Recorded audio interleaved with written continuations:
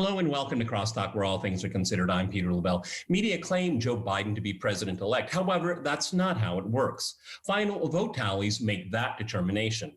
And we aren't there yet. Was the election free and fair? And what is the possibility half the country will claim the election was stolen?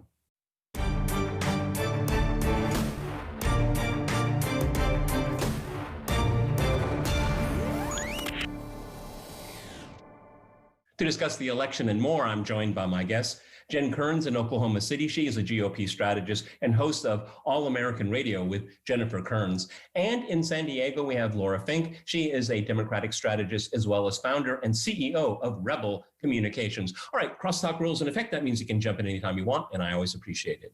Okay, let's go to Laura in San Diego.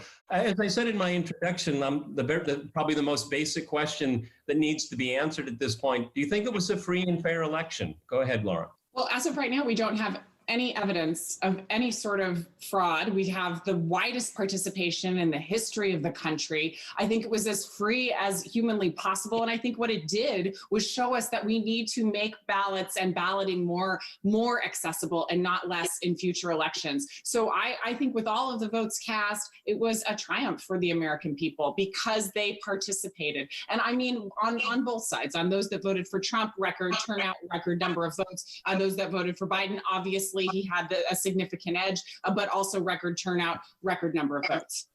Okay, but Jen, there's a number of lawsuits being filed, and it could cover up to 10 states. So, I mean, this is all a fiction. This is all made up. I mean, people have made videos, people have made claims, people have statements in front of law enforcement which could be either a misdemeanor or a felony. So, I mean, I guess to use the common phrase, I mean, there's a little bit of smoke here. Is there some fire? Go ahead.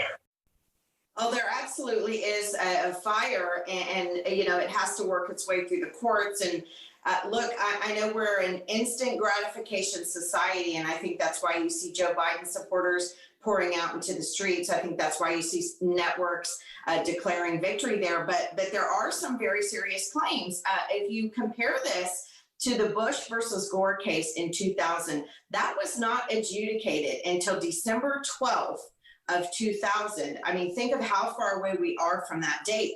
And that case was over one county and less than 500 votes, Peter. I mean, that is a stark contrast to what I've been working my sources with the Trump legal team and Giuliani's team. You have at least, they say, 350,000 ballots in Pennsylvania alone that are at question that may have been counted after the 8 p.m. lawful deadline on election night. So that's one thing. You have, I personally have written an investigative story on nearly 4,000 people in Las Vegas who were on the Experian Credit Bureau dead list and having moved out of the state of Nevada. Well, we bounce that against the voter rolls of people who voted. Nearly 4,000 people in the state of Nevada are to have voted. And that's just my report. There are, according to the campaign, hundreds of people who've come forward. And at this moment, Peter, there are hundreds of people who have signed affidavits, put their name and their life on the line to come forward and say that there was inappropriate voting, potential fraud voting. I've also been sent, even in Las Vegas, where my own parents used to live, been sent things from people where they took the ballot to the ballot box and asked the voter if they could see if their grandmother had voted, because their grandmother was in a facility, hadn't voted since the 2000 election. And sure enough, the grandmother had voted. So there is smoke. I believe there's some fire, but we have to let that go through the court process. And here's what I think the mainstream media has done. They've set the Biden supporters up for a huge disappointment if this does go Trump's way, because then, of course, Trump will have stolen the election from them. Well, yeah, but Jen and Laura, that's the problem that we all face. That either side, whoever wins, there's going to be the charge of the election being stolen, and that's really pathetic and very dangerous. Okay, Laura, one of the things I don't understand, I think it's counterintuitive.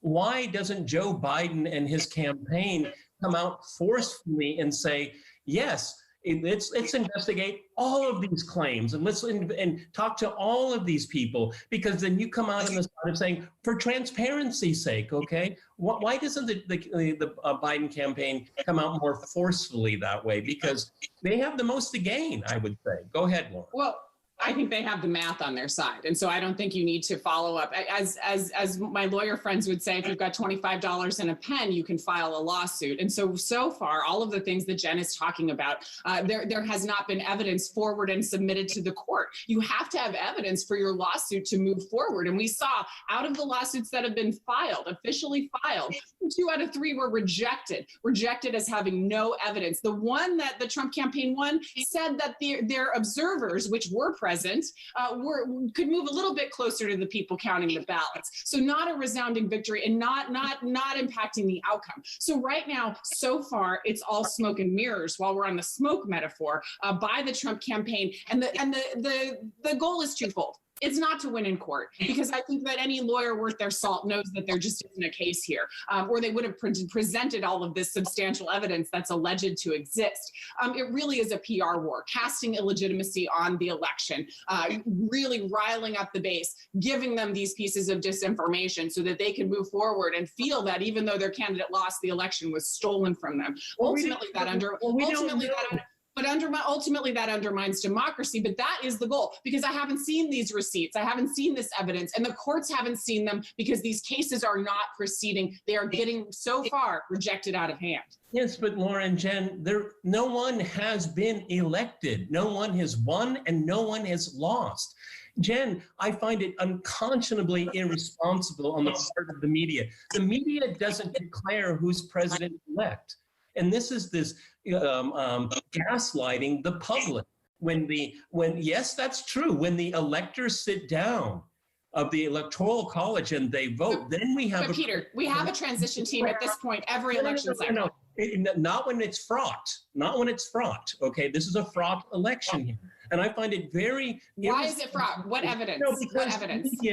Because we don't have the evidence of a winner or a loser yet, okay? We have the evidence of a winner. We don't have evidence of this fraud. We have no evidence being put forward. We have no witnesses talking to cameras. We have just the allegation of a sore loser. CNN doesn't have the right, doesn't have any legal right to call an election, okay? Jen, how do you see the media? Because the media is just gaslighting people. They're making the situation worse. Go ahead, Jen. Well, you notice Laura says, if you have the math, then you don't need to investigate the fraud. This is, I think... That's not what I said. I said you had to have evidence. I did not say, I said we had the math. Don't conflate. Those are two separate things. No, Jen, you go ahead. If you have the math, then you don't need to follow up on these. No, I didn't say that. And that's not true. The exact problem, Peter. This is the exact problem. If the Democrats did, in fact, stuff the ballot box as they appeared to do in Philadelphia, Rudy Giuliani reports that there were not 139,000 ballots that came in the dark of night in Philadelphia. I'm sorry, was Rudy Giuliani there?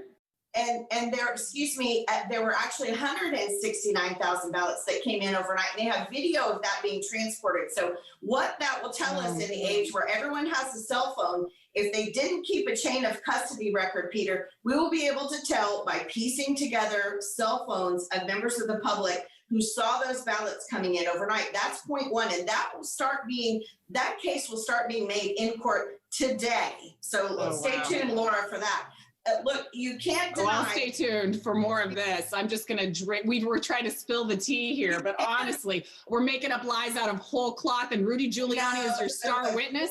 That's your guy? Hang on. I don't like it when someone calls someone a liar on this program here. Okay, we have laws, we have procedures, and people are making claims. That's why we have the laws, and that's why we have the procedures. I say nothing wrong in investigating them. Inauguration day is down the road. We have time. And that's why we have these procedures, because in my you have to have evidence. I mean, I'm fine with that too. Okay. I think that most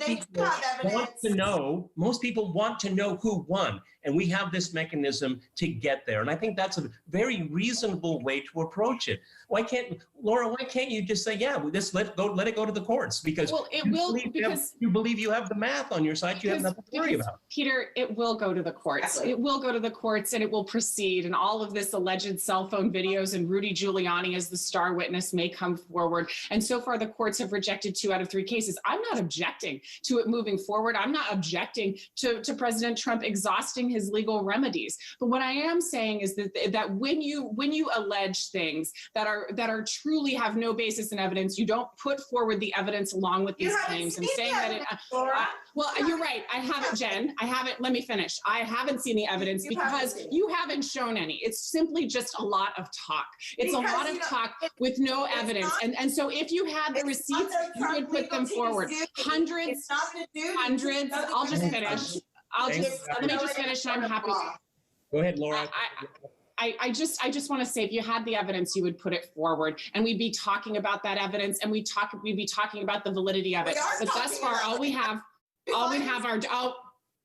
but I'm not going to go on your word. What I want, if there were hundreds of thousands of ballots and of voter fraud, you should have some evidence of that. And instead, what we're hearing Trump campaign officials saying is, well, we need to look a little harder, so maybe we find this evidence. I mean, not all of that is I watched it on Fox. It's a circular logic that the courts will reject. But in the meantime, our democracy is being undermined when we do see that by the math, Joe Biden has won.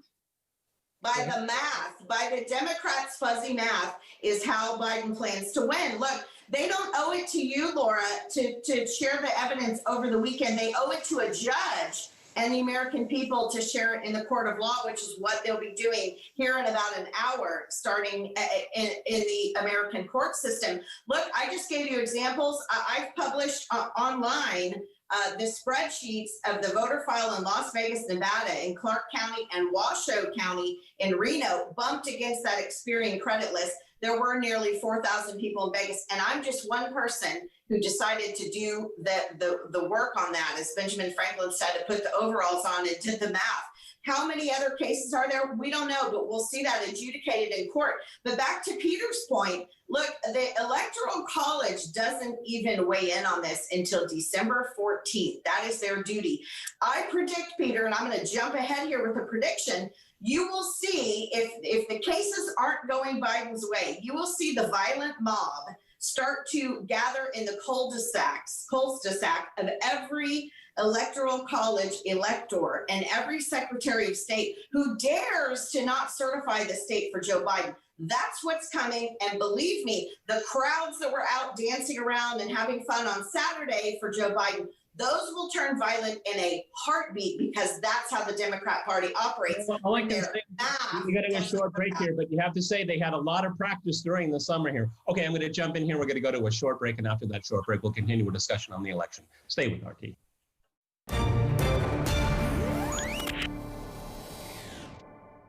Welcome back to CrossTalk, where all things are considered. I'm Peter Lavelle. To remind you, we're discussing the election.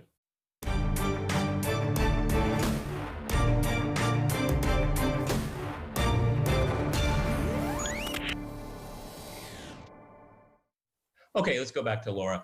Laura, well, for a lot of Trump voters, if they look how particularly the media, and obviously the Democrats, treated Trump and his administration, there's a whole lot of lack of faith here, okay? We went through this Russiagate hoax, and we went through this impeachment hoax, and I'm giving a perception, okay? I'm giving a perception, okay? And so when it comes down to this, when people are presented, and we need evidence for it, and Jen hopefully and her friends can generate it. But when ballots come out of nowhere, or thousands of ballots only have the president being voted for and nothing down ballot, I mean, let's discover if that's true. But can't you at least concede that you have a lot of Trump voters seeing how their guy was treated for 4 years, and they look at this as something akin to a second impeachment? I mean, can you at least give credence to how they may feel? Go ahead. I can concede that no one likes to lose an election, and I can concede that, but it doesn't equal. And you didn't see Hillary Clinton supporters alleging widespread voter fraud. They accepted the result, and Trump was inaugurated. They came up and so listen, I'm not going to litigate every Trump, scandal that he fomented that were based on his own actions. So, but what I will say is this: in America, we pass power from one party to the other. We've done it time and again, and it's a cornerstone of our democracy, which means that when you're disappointed in an election, doesn't mean you have a right to change the results because you're upset that your guy lost. And that is one of the most American things that we have, that exists in our country. I mean, it's a fundamental American principle. And so what I would say is that we have to accept the results of this election, and to say, I mean, like, one of the most curious things to me, if there is this widespread voter fraud, is how the Democrats didn't manage to take the Senate. That time and again, Republican senators were reelected, and Mitch McConnell continues to hold the reins of the Senate. So that's some real sophisticated voter fraud you're talking about, that only exists in places where there's a narrow election count and somehow Trump lost. So this is some magic sparkle dust the Republicans are sprinkling here. Credence to doubt, because all of the polls were off. Lindsey Graham was on his last leg, et cetera, and then there was no blue wave at all. The Republicans actually did really well considering everything, just for the presidency, and that's what a lot of people are curious about. Generally, I don't understand. But I just, Peter, how do you not acknowledge what I just said? Please. But that's what makes a lot of people very curious there. I mean, if all of these polls were off and the Republicans actually did really quite well, and they say, well, then there was no down ticket effect here. I mean, that's kind of odd in itself. All I want is evidence to present to me. When they had 3 years of Russiagate, I just said, what's the evidence? They never came up with any evidence. And so why are you demanding evidence of this voter fraud now? You're not demanding evidence now of this conspiracy. Jen, there's a system and there are laws, and Jen and people like her are given the opportunity to. Oh, Peter, your colors are showing. No, I go by the law, by emotion. Okay, Jen. Yeah, that's a great point. Look, I will respect the results of the election if the election was duly processed. And here's the thing: if this is not about hurt feelings, it's actually slightly better for my business model to not have Trump in office for the next 4 years. I mean, just speaking as a political consultant. So look, this isn't about hurt feelings. This is about the American system and ensuring that our checks and balances worked. Rudy just pointed out overnight that the boxer Joe Frazier, who died in some years past, was actually seen on the voter rolls in Philly as have voted, as was Will Smith's grandmother. I mean, these are just random examples, and I can tell you as a statistic. They are. And so is Rudy Giuliani. Statistically, Laura, if these folks are showing as having voted, there are hundreds of thousands more. And Rudy Giuliani says there are 350,000. Well, you know what? If you believe Rudy Giuliani, I have a bridge in New Jersey with Chris Christie governing it to sell you. Look, Chris Christie has nothing to do with Rudy Giuliani. That's why he's not on President Trump's campaign team. It's funny how Democrats don't like Rudy Giuliani when they loved him for a decade. Talk to anyone in the Giuliani administration in New York City, they will tell you Rudy has not changed. Don't even believe him. The left wing of the party has changed. Rudy hasn't changed. This is a man who is a U.S. attorney who has pored over details of cases, has tried dozens and maybe hundreds of cases in the court system. All eyes are on Rudy Giuliani here. This is going to be nothing short of the O.J. Simpson trial. I think, Peter, this will be televised during the day in some courts that allow cameras in there. And if it's not allowed to be seen inside the courtroom, you will see a presentation by Rudy Giuliani on the steps of all these courthouses. They have evidence. They have no responsibility to share it with the media that just went against them before any state certified any election, but they will be adjudicating this in court. And again, remember that December 12th date in Bush versus Gore. What is today? The 9th? We're a long way, baby, until that date. So let the evidence begin, let the court trials begin. And I think we're going to see a nightmare that happened in Philadelphia in the dark of night. And a lot of Americans don't appreciate their vote being disenfranchised, because for every voter that commits fraud and gets counted, that's one law-abiding American. Just exhausted from the lack of evidence being shown to me. Rudy Giuliani, the only evidence. You know what? I have to agree. I think having Giuliani leading the charge, it's precarious at best. Okay, Rudy is good at what he does. He's a hack. Okay, and he's good at it. Okay, and this is too important for the American people, in my opinion. Here, I want to. Well, look, no, Peter. I just I want to cover some more territory. Please. Yes. You know, I'm glad that Laura brought about the peaceful transition of power. It happened in 1800 for the first time, and it set a tradition that we all admire. Okay, and at this point in time, the country is so divided here. Laura, what's going to happen if there isn't a consensus of who won the election here? You brought up the word emotion. Yes, there's a lot of emotion on all sides, okay? But I find it really tragic that we're in an environment where there's so many doubts about how institutions are run and by whom here. Do you think that we can have that peaceful transition of power that started in 1800? Is it going to happen in 2021? Go ahead. Oh, well, I believe that the forces of democracy will overcome whatever forces of Trump, whatever forces Trump decides to, breathe in that morning. Because I can't predict what he's going to do, but I know that the institutions remain. And the systematic undermining of American institutions is at the hands of this president. And certainly he's done, I will give him credit, he's done an incredibly successful job at undermining authority and undermining sort of the American institutions that we rely upon to do things like the peaceful transition of power. So will it be in spite of Trump? Absolutely. Will it happen? Absolutely. No, but Jen, we had Hillary Clinton before the election telling Joe Biden not to accept and not to make any kind of concession, and then Donald Trump was accused in 2016 of not accepting the electoral outcome. Hillary Clinton still hasn't. She thinks she's still president or something like that. And then you have give me a break, Peter. Sorry, that's just you made that's just not. You made a statement. I think it's easily refuted. Okay, we look at what the FBI did to the Trump campaign, destroying institutions. What was the FBI and the intelligence community doing, meddling in that election here? That's the kind of institutional what are you talking about? That I'm talking about.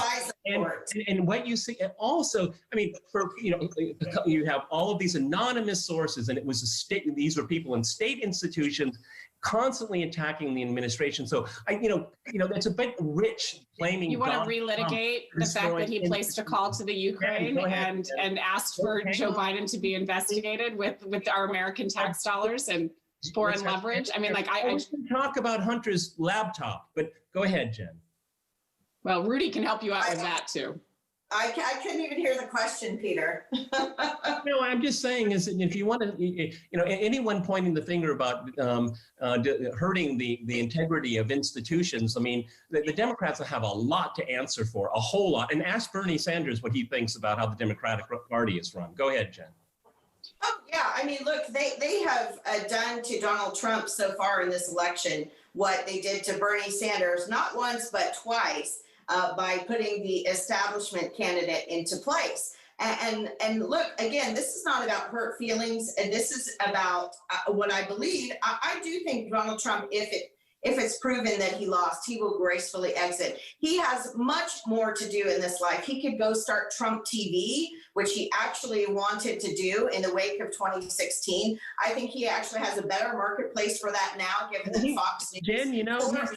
Jen, now that you mention it, I think he would run a TV station better than the United States of America. So maybe it's in for a lot of other people. Keep going, Jen. Well, I think he accomplished a lot, but he could certainly do that. 4 million people left Fox News' Facebook yesterday alone. Parler crashed over the week, so there's certainly a market there. He could also go and start Trump PAC and have much less responsibility and a lot more fun doing that. He could hold rallies across the nation. So this isn't about what's Donald Trump going to do if he loses?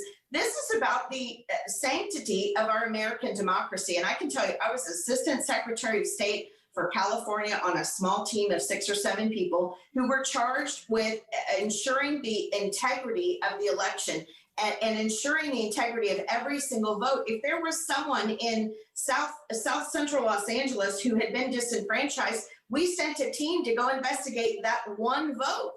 And I can tell why is Trump arguing to stop the vote? Why is he arguing to stop the vote count? And look, and you're supporting that. I mean, no, he wants the votes to count in some places and not in other places, okay? No, And that's not true. No, but apparently, I mean, the theory is, and we have only 30 seconds left here, is that they claim that they were looking for a certain number of votes where they needed to win. Okay, that's the claim that they're making. Okay, I don't know. The thing is that we're all talking about, Jen, you probably know more physical evidence certainly than I do here. And in the last 15 seconds here, I want to bring us together and hope that we get a winner that people can believe in and maybe start afresh next year, but I don't think it's going to happen, okay? I don't want people to say, not my president, because that's what they did to Trump. If it's Biden, I hope it doesn't happen to him. That's all the time we have. I want to thank my guests. I want to thank our viewers for watching us here at RT. See you next time. Remember, CrossTalk rules.